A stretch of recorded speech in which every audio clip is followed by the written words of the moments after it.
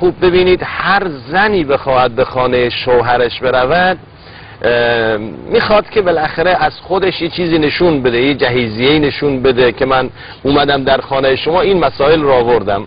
فاطمه زهرا سلام الله علیها خوب جهیزیه اون زمان رو نشون دادن، در حدی نبود که بتونه بیان بکنه. فاطمه میاد اینجا مقام معنوی خودش رو میخواد به علی نشون بده.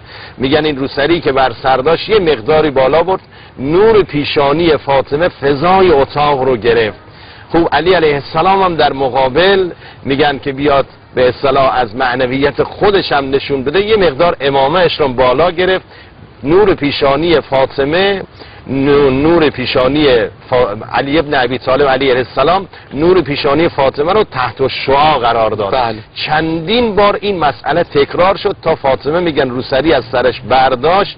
امام میخواست امامه رو از سرش برداره، یه وقت پیغمبر خدا دست علی رو میگیرد، میگه علی جان دیگه امامه رو از سرت بر ندار، اگر برداری نور سر شما به عرش اعلا خواهد رفت و فاطمه من در اینجا شرمنده می شود. بسیار خوب.